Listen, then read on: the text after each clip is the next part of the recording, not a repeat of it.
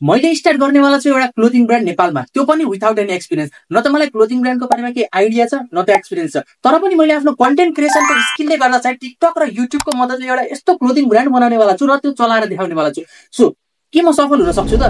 के मैले clothing brand बनाउन सक्छु? यो सबै त भिडियो हेरेपछि थाहा हुन्छ। सो कति पनि ढिलो नगरिकन चाहिँ आजको एकदम दामी भिडियोलाई सुरु गरौँ है त गाइस। क्लोथिङ ब्रान्ड खोल्ने त मैले सोचेँ, तर एक्लैले क्लोथिङ ब्रान्ड चलाउन धेरै गाह्रो भइसक्यो गाइस। किनकि अब आफ्नो कपडाको डिजाइनिङ गर्न पर्यो, लोगो डिजाइनिङदेखि होइन, अब कपडा किन्न जान पर्यो, कस्तो खाले कपडा गराउने हो, त्यसपछि चाहिँ त्यसको डिजाइन कस्तो हुन्छ, त्यसपछि त्यसलाई कुन प्लेटफर्ममा त्यसको प्रमोसन गर्ने हो। अब यत्तिकै त क्लोथिङ ब्रान्ड बनाएर मात्र चल्दैन नि त। अब त्यसलाई चाहिँ हामीले सोसियल मिडियामा प्रमोसन पनि गर्न पर्यो, अनि सबै कुरा म्यानेज गर्न चाहिँ एक्लैले गाह्रो हुन्छ भनेर चाहिँ मैले एउटा पार्टनर खोजेँ है त। त्यसपछि मैले मेरो साथीलाई बोलाएँ। सो सबसे सुरुमा चाहिँ मेरो साथीलाई बोलाउँ है त। सो यिनी हुन् ऋषभ। सो अब चाहिँ मेरो यो कन्टेन्ट क्रिएसनको मद्दतले जुन मैले क्लोथिङ ब्रान्ड बनाउनेवाला छु नि त, यसको चाहिँ मेरो पार्टनर हुनेवाला छ है त ऋषभ। सो अब हामीले कति पनि ढिलो नगरिकन चाहिँ अब हाम्रो नेक्स्ट स्टेपतर्फ लागौँ। नेक्स्ट स्टेप चाहिँ हाम्रो लोगो डिजाइनिङ हुनेवाला छ। सुरुमा हाम्रो अब कम्पनी अथवा हाम्रो ब्रान्डको चाहिँ लोगो बनाउनु पर्यो है त गाइस।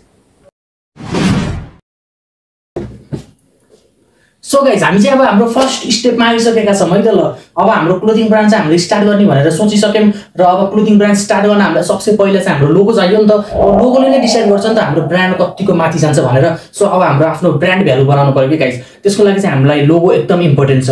त्यसैले मैले ऋषभलाई लोगो बनाउने जिम्मेवारी दिएको छु, किनकि यिनी चाहिँ लोगो बनाउन एक्सपर्ट छु भन्छन् है त। सो के भन्छन् यिनले, यिनकै मुखबाट सुनौँ है त। अब लोगो त डेफिनेटली चाहिने हाल्यो। त्यसको लागि चाहिँ हामी अब 3-4वटा लोगो बनाउँछु मैले। त्यसबाट 2जनाले डिस्कस गरेर एउटा सर्ट लिस्ट गर्छौँ जुन चाहिँ हाम्रो फाइनल लोगो हुनेवाला छ यो ब्रान्डको लागि। अब यिनलाई चाहिँ डिस्टर्ब नगरौँ, यिनको एकदम इम्पोर्टेन्ट लोगो डिजाइनिङको काम छ र यिनलाई यो गर्न दिउँ र हामी चाहिँ आफ्नो सेकेन्ड स्टेपतर्फ जाउँ है त गाइस। सो गाइस मैले चाहिँ लोगो डिजाइनिङको काम चाहिँ ऋषभलाई दिइसकेको छु र जबसम्म उसले चाहिँ लोगो डिजाइन गर्छ तबसम्म चाहिँ हामीले चाहिँ अब के कसो छ अहिले मार्केटमा यो होलसेल प्राइसहरू होइन टी सर्टको, अनि त्यसपछि चाहिँ अरू क्लोथिङ ब्रान्डहरूसँग पनि मैले कुरा गर्नेवाला छु र उनीहरूको के छ यो क्लोथिङ ब्रान्डमा उनीहरूको धारणा के छ त्यो पनि बुझ्नेवाला छु र टिकटक र युट्युबबाट चाहिँ मैले धेरै क्लोथिङ ब्रान्डहरूको डिटेल निकालेको छु र उनीहरूलाई पनि कल गर्नेवाला छु मैले। र अनि यसमा कतिको खर्च छ, अनि त्यसपछि चाहिँ एक्सपेन्सेसहरू रिकभर हुने चान्स कतिको छ, रिस्क कतिको छ, रिस्क फ्याक्टरहरू सबै कुरा चाहिँ मैले बुझ्नेवाला छु। सो अब कति पनि ढिलो नगरिकन चाहिँ सबै क्रिएटरहरूलाई अनि सबै बिजनेस खोलेका मान्छेहरूलाई चाहिँ कल गरेर एक्चुअली बुझौँ है त के कसो छ यसको मार्केट भनेर। म सबैलाई कल गर्नतर्फ लागेँ, चाहे त्यो ठुलो बिजनेस होस् या सानो नै किन नहोस्, अनलाइन बिजनेस होस् या अफलाइन किन नहोस्, र चाहे त्यो टिकटकबाट होस्, युट्युबबाट होस् र कुनै पनि प्लेटफर्मबाट होस्, मैले सबैलाई कल गरेँ र सबैको के छ विचार भनेर बुझ्नतर्फ लागेँ। त्यति बेलासम्म ऋषभले पनि आफ्नो टी सर्टमा लोगो डिजाइनिङहरूको काम गरिसकेका थिए, त्यो पनि हेरौँ।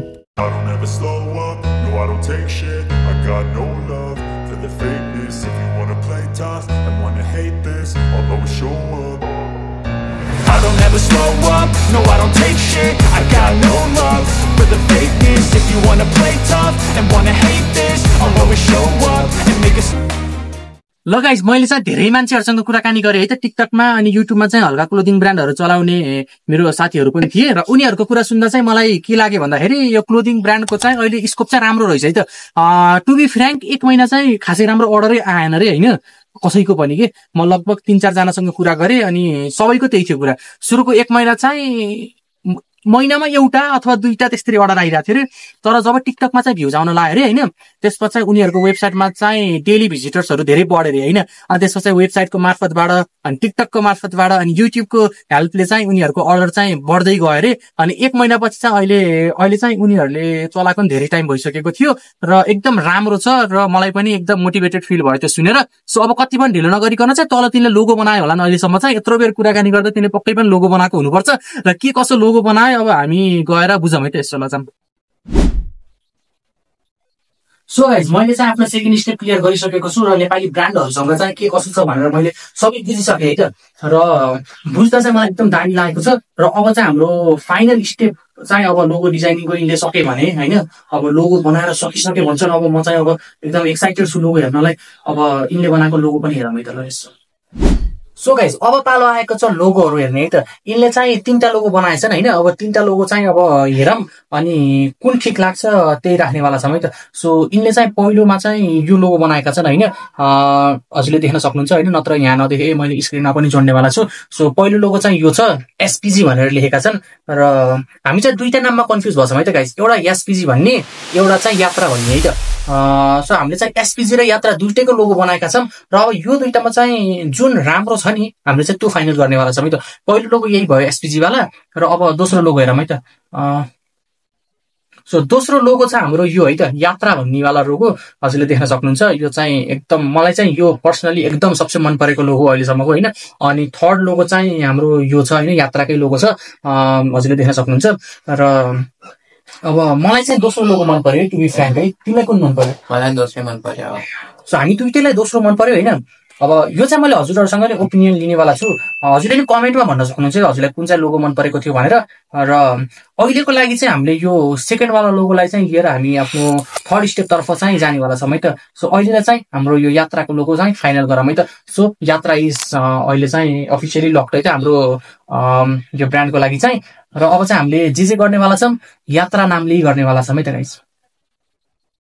आज म स्ट्रिट लेभल रिसर्चमा छु। यात्राको नेक्स्ट कलेक्सनको लागि फेब्रिक इनोभेसन हेर्न, मार्केट ट्रेन्ड्स, ड्युरेबिलिटी र कस्टमरको प्रिफरेन्स एनालाइज गर्ने च्यालेन्ज छ कि ममा। लोकल मेटेरियल्सलाई हाई फेसनमा कसरी ट्रान्सलेट गर्न सकिन्छ त? Let's decode it. तिमीसँग बिताएका पलहरू मनभरि सन्देशहरू लेखाएको छु, सपना जस्तो हर दिन हर रात तिमी बिना केही छैन मेरो साथ। लगाइज हामीले चाहिँ 3टा डिजाइन फाइनलाइज गरेका छौँ र हजुरले चाहिँ आफ्नो स्क्रिनमा देख्न सक्नुहुन्छ है। 3टा डिजाइन एकदम बवाल डिजाइन छ। सो हजुरले हेर्नु है त ल डिजाइनहरू। यो चाहिँ एउटा प्लेन व्हाइटको डिजाइन हो होइन। पछाडिपट्टि प्लेन चाहिँ हामीले केही पनि राखेका छैनौँ र बिचमा चाहिँ लोगो राखेका छौँ हाम्रो ब्रान्डको। र साइडमा चाहिँ यो हातको स्लिभरमा चाहिँ हामीले आफ्नो कम्पनीको एउटा बवाल यात्रा लेखेको चाहिँ लोगो राखेका छौँ होइन। अनि दोस्रो डिजाइन चाहिँ हाम्रो ब्ल्याकमा हुनेवाला छ। ब्ल्याक र व्हाइटको मिक्स है। यो चाहिँ एकदम दामी छ। पछाडि हामीले प्लेन राखेका छौँ यसको र बिचमा चाहिँ लोगो छ है त कम्पनीको। यो पनि एकदम दामी छ होइन। त्यसपछि हाम्रो थर्ड डिजाइन पनि हेर्न सक्नुहुन्छ। थर्ड डिजाइन चाहिँ मेरो पर्सनली एकदम फेभरेट है त, किनकि यसमा चाहिँ टोटल्ली ब्ल्याक होइन, यहाँ चाहिँ लोगो छ अनि त्यसपछि चाहिँ तलपट्टि चाहिँ हाम्रो यात्रा लेखेको छ कि होइन। र तल र यो पछाडिको साइडमा होइन यसरी यात्रा लेखेको छ। जो हाम्रो चाहिँ अहिले यो 3टा डिजाइन बनाएका छौँ। र अब चाहिँ हेरौँ अब यो 3टामा कस्तो रेस्पोन्स आउँछ, त्यसमा हाम्रो बिजनेस भर पर्छ है त।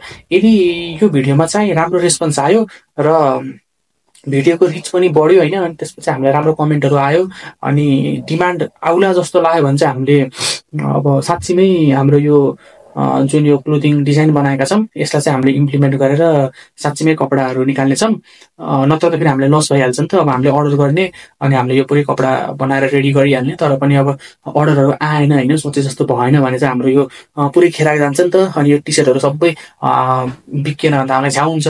त्यसैले सुरुमा चाहिँ हामीले डिमान्ड हेर्छौँ है। यदि चाहिँ कुनै पनि यो टी सर्ट मध्ये चाहिँ हजुरलाई कुन मनपर्छ होइन राम्रोसँग कमेन्ट गर्नु होइन। अनि जियोस् यसको राम्रो रेस्पोन्स आयो भने चाहिँ हामीले पक्कै पनि अर्को पार्टमा चाहिँ यसको एक्जिक्युसन भिडियो लिएर आउनेवाला छौँ है त। हामी होलसेलरहरूको पासमा जानेवाला छौँ। अनि त्यो मात्र होइन, हामीले चाहिँ आफ्नो लोगो डिजाइनिङदेखि लिएर होइन, लोगो प्रिन्टिङदेखि लिएर त्यसपछि मार्केटमा उतार्नेदेखि लिएर होइन, वेबसाइट डेभलपमेन्ट होइन। यो वेबसाइटमा अभाइलेबल हुनेवाला छ। टिकटकबाट हजुरले अर्डर गर्न मिल्ने छ, युट्युबबाट मिल्ने छ, इन्स्टाबाट मिल्ने छ, सबै प्लेटफर्म है, सबै सोसियल मिडिया प्लेटफर्म होइन, सबैमा चाहिँ हामीले अभाइलेबल गराउनेवाला छौँ। सो त्यसको लागि चाहिँ पहिला यो भिडियोमा चाहिँ राम्रो रेस्पोन्स आउनु पर्यो होइन। सो त्यही हो, अब कुरा त त्यही हो। ल आजलाई यति नै इन्ड गरौँ होइन। अनि यदि हजुरले चाहिँ यो क्लोदिङ ब्रान्डलाई चाहिँ देख्न चाहनुहुन्छ भने चाहिँ भिडियोमा चाहिँ खतरा रेस्पोन्स आउनु पर्यो।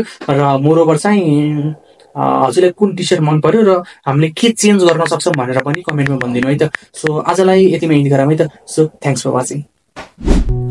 तिमीसँग बिताएका पलहरू मनभरि सन्देशहरू लेखाएको छु, सपना जस्तो हर दिन हर रात